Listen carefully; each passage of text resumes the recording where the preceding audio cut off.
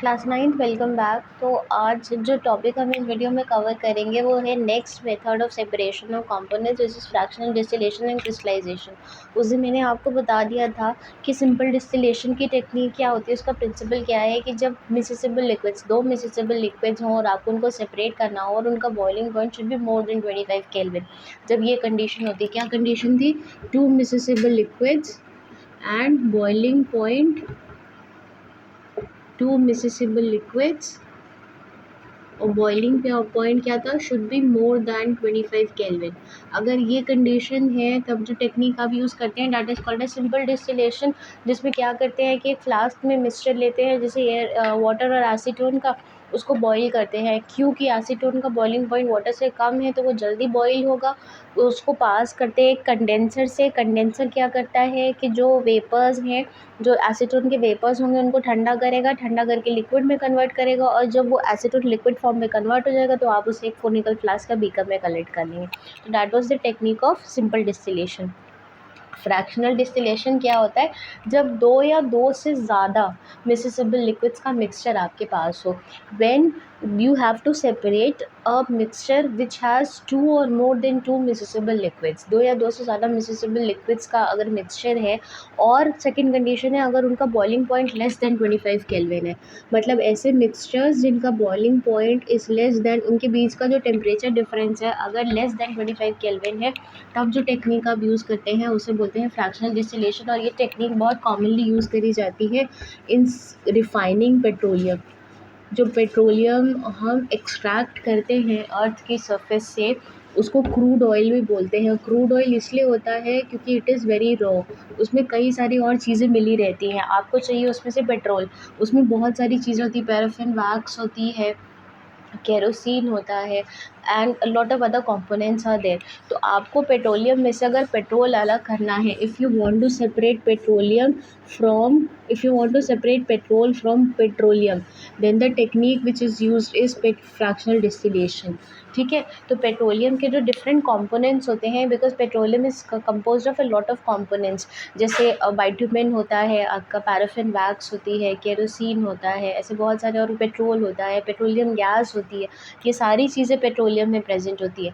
आपको अगर उसमें से पेट्रोल चाहिए जो कि हम अपने व्हीकल्स में, ऑटोमोबाइल्स में यूज़ करते हैं, तो आपको क्या करना पड़ेगा? You have to apply the technique of fractional distillation in which the liquids are, जो मिक्सचर होता है इट इज़ बॉइल्ड।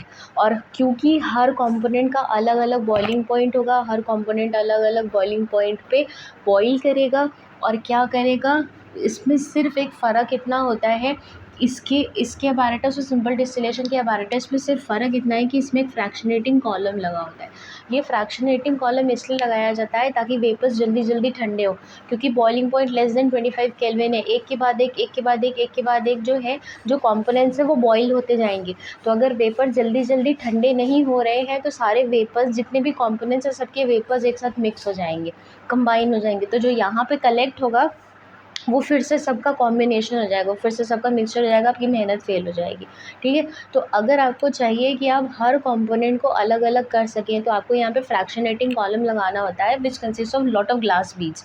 तो ये ग्लास बीड्स क्या करती हैं? रिपीटेडली वेपर्स को ठंडा करती हैं। दे कूल वेपर्स रिपीटेडली, जल्दी जल्दी वेपर्स को ठंडा करती हैं, ताकि यहाँ से जो लिक्विड बॉयल हुआ है, क्योंकि because it is containing two और more then to miscible liquids, दो या दो से ज़्यादा मिसिसिबल लिक्विड्स, और उनका बॉइलिंग पॉइंट भी लेस देन 25 केल्विन है, तो वो जल्दी जल्दी बॉईल होंगे। तो अगर जो वेपर्स निकल रहे हैं वो जल्दी ठंडे होके वाटर में कन्वर्ट नहीं होंगे या लिक्विड में कन्वर्ट नहीं होंगे, तो समझने की कोशिश कीजिए कि सारे वेपर्स जो है, अगर मान लीजिए इसमें 10 कंपोनेंट्स हैं इस मिक्सचर में, for example if I am saying there are 10 components and if all the 10 components are boiling, obviously they boil, जब आप गर्म करेंगे तो वो बॉईल करेंगे। तो जब बॉईल करके ये इस फ्रैक्शनेटिंग कॉलम में जाएंगे, और अगर ये जल्दी जल्दी ठंडे नहीं हुए तो क्या होगा? One after the other, one after the other, one after the other, जो 10 कंपोनेंट्स के वेपर्स हैं वो एक दूसरे में मिक्स होते जाएंगे, है ना? तो जो लिक्विड आपको यहाँ मिलेगा वो प्योर नहीं होगा, इट वुड बी और it may be combination of lot of components. ठीक है। तो उसके लिए आप क्या करते हैं, सिर्फ इतना करते हैं, सिंपल डिस्टिलेशन में और फ्रैक्शनल डिस्टिलेशन में इतना ही फ़र्क है कि यहाँ पे फ्रैक्शनेटिंग कॉलम लगाया है जिस which is full of glass beads. वो ग्लास बीड्स क्या करती हैं, जल्दी जल्दी जल्दी जल्दी यहाँ से जो वेपर्स निकल रहे हैं अलग अलग कंपोनेंट्स, उनको ठंडा करती है, जल्दी से ठंडा करके इस वाटर कंडेंसर से, वाटर कंडेंसर है इसमें पानी होता है, पानी की वजह से जो वेपर्स है इसका अंदर का सरफेस ठंडा रहता है, तो जो वेपर्स, गर्म वेपर्स इस फ्रैक्शनेटिंग कॉलम से इस कंडेंसर में आएंगे, वो वाटर के प्रेजेंट होने की वजह से ठंडे हो जाएंगे, और ठंडे होकर वेपर्स किस में कन्वर्ट हो जाएंगे, कंडेंसेशन की वजह से the vapours start getting converted into liquid. ठीक है, लिक्विड में कन्वर्ट होंगे, और लिक्विड में कन्वर्ट होके यहाँ पे आप फ्लास्क अरेंज करते जाइए, एक के बाद एक आपको लिक्विड्स मिलते जाएंगे। So this is how fractional distillation the technique is applied. Petroleum जब हम फ्रैक्शनल डिस्टिलेशन करते हैं तो हम अलग अलग ट्रेस लगा देते हैं, ठीक है, तो अलग अलग ट्रेस पे हम डिफरेंट कंपोनेंट्स कलेक्ट करते जाते हैं। This is how we collect different components of petroleum using the technique of fractional distillation. Principle ये है कि 2 और more than 2 miscible liquids should be there and the boiling point should be less than 25 kelvin. 2 और more than 2 miscible liquids, boiling point less than 25 kelvin. और ये technique हम use करते हैं in separation of gases which are present in air. You know that the air, the atmosphere is a mixture of gases. It is a mixture of several gases, carbon dioxide, nitrogen, आपका argon present होती है, oxygen present होती है। तो अगर आपको ये gases अलग अलग चाहिए तो आप क्या करते हैं, फ्रैक्शनल डिस्टिलेशन की टेक्निक अप्लाई करते हैं। अब आप बोलेंगे कि ये तो लिक्विड को सेपरेट करने में काम आती है, गैसेस को कैसे अलग करेगी। तो गैसेस को मैं आपको इसके पहले चैप्टर में भी बता चुकी हूँ कि अगर आप गैसेस को लो टेम्परेचर और हाई प्रेशर कंडीशंस पे ले जाएंगे, मतलब अगर उनके ऊपर बहुत दबाव डालेंगे तो उनके मॉलिक्यूल्स एक दूसरे के पास आ जाएंगे, और पास आने की वजह से क्या होगा, the gases will convert into liquid. तो अगर आपको सेपरेशन करना है different components which are present in air, तो आपको सबसे पहले क्या करना पड़ेगा, जो एयर है, गैस प्रेजेंट है, उसको लिक्विड फॉर्म में कन्वर्ट करना पड़ेगा। और वो आप कैसे कर सकते हैं, by applying low temperature and high pressure conditions. ठीक है, जो नए सब्सक्राइबर्स ऐड हुए हैं उनके लिए मैं बता दूं कि ये कंडीशंस कैसे एयर को लिक्विफाई करती हैं, क्योंकि आपको पता है कि जब लो टेम्परेचर होगा तो काइनेटिक एनर्जी रिड्यूस हो जाएगी, और काइनेटिक एनर्जी कम होने की वजह से the molecules will come closer to each other, they will start coming closer to each other. और वही चीज़ हाई प्रेशर से होती है, जब आप एयर के ऊपर दबाव डालेंगे, हाई प्रेशर इंट्रोड्यूस करेंगे गैस के ऊपर, तो उसके मॉलिक्यूल्स एक दूसरे के पास आने लगेंगे, और मॉलिक्यूल्स पास आने का मतलब है उनके बीच का इंटरमॉलिक्यूलर स्पेस कम होना। इंटरमॉलिक्यूलर स्पेस लिक्विड्स में कम होता है और सॉलिड्स में बिल्कुल नहीं होता है, there is no intermolecular space.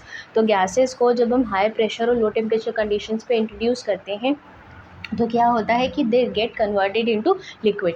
तो अगर आपको डिफरेंट कंपोनेंट्स ऑफ एयर को अलग अलग करना है तो पहले तो आपको उनको लिक्विड में कन्वर्ट करना पड़ेगा।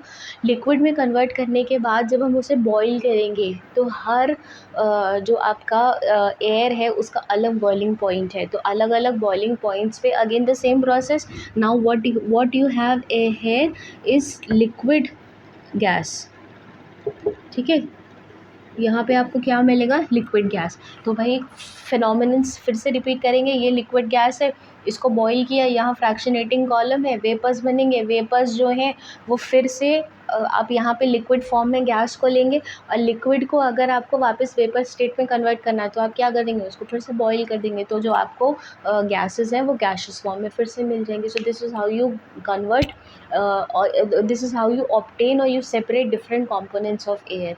ठीक, fine. So this is how the fractional distillation technique is carried on. अच्छा, अब दूसरी जो टेक्निक है that is crystallisation. Crystallisation technique जो होती है वो इसलिए अप्लाई की जाती है ताकि हमको किसी सोल्यूशन में से प्योर क्रिस्टल्स मिल सकें।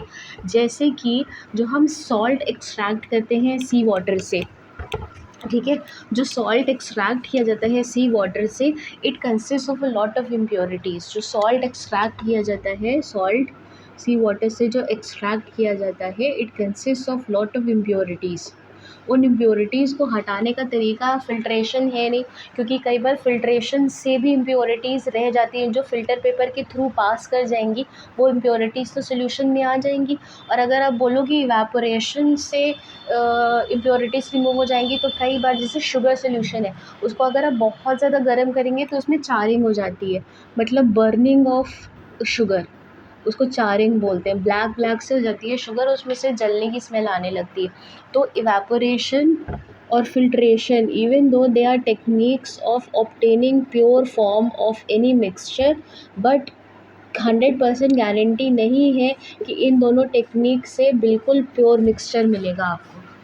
ठीक है, तो अगर आपको एकदम प्योर क्रिस्टल्स चाहिए, अगर आपको सॉल्ट में से बिल्कुल भी इम्प्योरिटी नहीं चाहिए, उसमें से 1% भी impurity, if you do not want that there should not be even 1% impurity in the salt which is obtained from sea water even after evaporation and filtration, then the technique which is applied is called as crystallisation.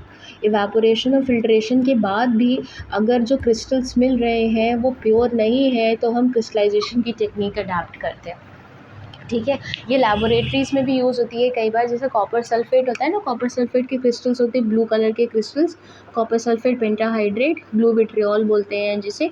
इसके crystals अगर हमें pure form में obtain करने हैं तो हम क्या करते हैं कि कॉपर सल्फेट का सॉल्यूशन बनाते हैं। कॉपर सल्फेट के जो क्रिस्टल्स होंगे हमारे पास, अगर हम चाहते हैं कि जो क्रिस्टल्स हैं उनको हम बिल्कुल प्योर कर दें, तो हम क्या करेंगे कि जो क्रिस्टल्स हमारे पास अवेलेबल हैं, जैसे सॉल्ट का एग्जांपल लेके चलती हूँ कि जो सॉल्ट हमारे पास होगा, जो हमने सी वाटर से एक्सट्रैक्ट किया, उसको पहले हमने इवेपोरेट किया, फिर फिल्ट्रेट किया। अभी भी अगर उसमें गंदगी रह गई है तो हम क्या करेंगे, उसका सॉल्यूशन बनाएंगे।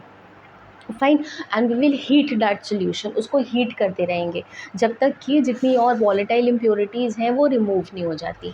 फाइन, फिर से गर्म किया। ठीक है, सॉल्ट जो हमें मिला था उसको हमने फिर से गर्म किया, गर्म करके फिर उसको हमने क्या किया, देखो जो सॉल्ट सोल्यूशन होगा उसको हम क्या करेंगे, वी विल बॉयल इट। ठीक है, बॉयल करके फिर से हम इसको फिल्ट्रेशन करेंगे इसका। ठीक है, फिल्ट्रेशन के बाद फिर क्या करेंगे कि जो फिल्ट्रेट मिला है, आपको मालूम होगा कि जब हम फिल्ट्रेशन करते हैं तो जो लिक्विड पार्ट होता है, दो पार्ट होते हैं, जो फ़िल्टर पेपर पे रह जाता है वो सॉलिड पार्ट होता है, और जो लिक्विड पार्ट मिलता है उसको फिल्ट्रेट बोलते हैं। ठीक है, तो जो लिक्विड पार्ट होगा, जो सॉल्यूशन हमें मिला होगा, हम ये मान रहे हैं कि वो साफ़ है, उसको हम क्या करेंगे, we will leave it overnight, उसको कवर करके ओवरनाइट छोड़ देंगे। तो क्या होगा कि उसमें से जितना पानी है, इम्प्योरिटीज़ है, वो धीरे धीरे अपने आप वॉलेटाइल होके रिमूव होती रहेंगी, and what will be left behind is pure form of crystal. उसी को क्रिस्टलाइजेशन बोलते हैं। क्रिस्टलाइजेशन का मतलब है क्रिस्टल्स ऑब्टेन करना, purification in the form of obtaining crystals. ठीक है, तो जब आप किसी चीज़ के क्रिस्टल्स, किसी सब्सटेंस के क्रिस्टल्स बना के उसको प्योर करते हैं, then that process is called as crystallisation. ठीक है, और ये अडाप्ट या किया इसलिए जाता है क्योंकि evaporation and filtration, even though they are considered as techniques of purifying impure substances, but they do not guarantee कि 100% प्योरीफिकेशन हो जाएगा।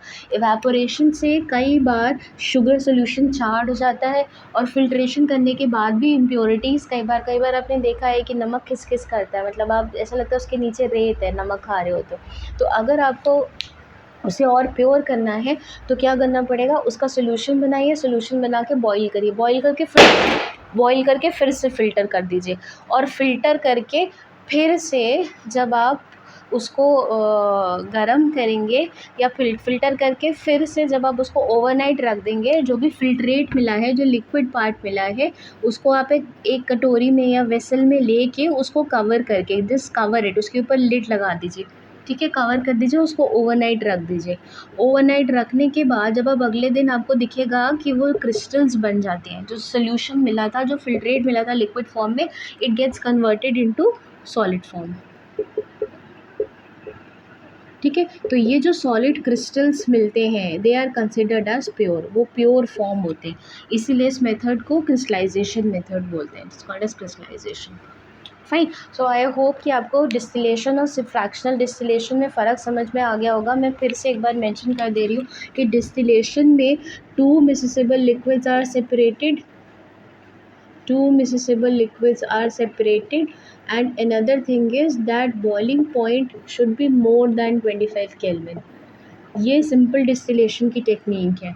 ठीक है, और अगर दो से ज़्यादा मिसेसेबल लिक्विड्स हैं और उनकी boiling point less than 25 kelvin है, तब जो टेक्निक आप यूज़ करते हैं that is called as fractional distillation. और फ़र्क इतना है दोनों के अपैरेटस में कि फ्रैक्शनल डिस्टिलेशन में सिर्फ एक फ्रैक्शनेटिंग कॉलम लगा होता है, वो कॉलम इसलिए लगाया जाता है ताकि जो वेपर्स एक के बाद एक निकल रहे हैं लिक्विड्स के, वो जल्दी जल्दी जो है वो कंडेंस हो जाए और ठंडे होकर आपको लिक्विड फॉर्म में मिल जाए। Otherwise what will happen is कि जो वेपर्स हैं वो एक दूसरे में मिक्स हो जाएंगे और जो फाइनल आपको प्योर कंपोनेंट मिलना है वो प्योर नहीं होगा, it would be a combination और it would be a mixture of lot of other components, right. So I hope कि आपको ये क्लियर हो गया होगा। कोई भी कंफ्यूजन है, अगर अभी भी कोई टेक्निक समझ में नहीं आई है तो यू कैन अगेन कमेंट, जो अपनी क्वेरी है उसको कमेंट सेक्शन में मेंशन कर दीजिएगा। मैं एक बार फिर से वो टेक्निक या जो मेथड है सेपरेशन का आपको एक्सप्लेन कर दूँगी। Thank you for watching.